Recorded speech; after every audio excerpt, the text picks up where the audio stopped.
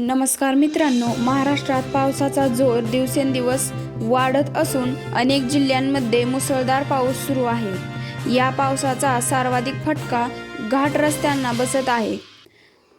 आजची महत्त्वाची बातमी आंबेनळी आणि वरंधा घाटातून समोर आली आहे। मुसळधार पावसामुळे या दोन्ही घाटांमध्ये दरड कोसळल्याने ही वाहतूक विस्कळीत झाली आहे। प्रशासनाला तातडीने उपाययोजना कराव्या लागतील। चला तर जाणून घेऊया संपूर्ण माहिती। गेल्या काही दिवसांपासूनच कोकण आणि पश्चिम महाराष्ट्रात जोरदार पाऊस सुरू आहे।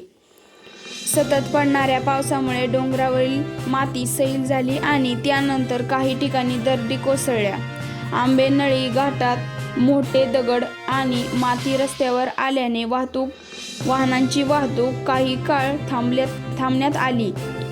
घटनेची माहिती मिळताच पोलीस, सार्वजनिक बांधकाम विभाग आणि सार्वजनिक प्रशासन तातडीने घटनास्थळी पोहोचले। जेसीबी आणि इतर यंत्रसामग्रीच्या मदतीने रस्त्यावर पडलेली माती आणि दगड हटवण्याचे काम सुरू करण्यात आले आहे। काही तासांच्या प्रयत्नानंतर वाहतूक टप्प्याटप्प्याने सुरू करण्यात आली। दरम्यान वरंधा घाटातही मुसळधार पावसामुळे माती आणि दगड रस्त्यांवर आल्याने वाहतुकीवर परिणाम झाला। सुरक्षतेच्या दृष्टीने काही काळ वाहतूक नियंत्रित करण्यात आली आहे। प्रशासनाने वाहक चालकांना आवश्यक नसणाऱ्या घाटातून प्रवास टाळण्याचे आवाहन केले आहे।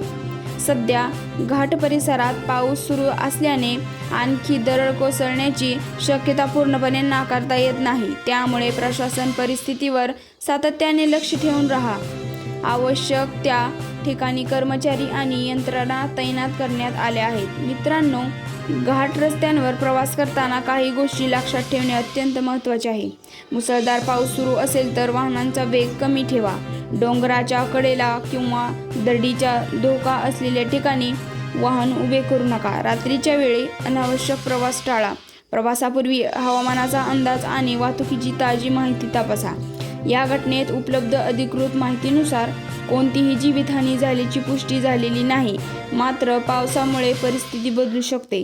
त्यामुळे नागरिकांनी अफवांवर विश्वास न ठेवता केवळ अधिकृत माहितीवरच विश्वास ठेवावा। हवामान विभागाने पुढील काही दिवस कोकण, घाटमाथा आणि पश्चिम महाराष्ट्रातील काही भागांमध्ये जोरदार ते अतिजोरदार पावसाची शक्यता व्यक्त केली आहे।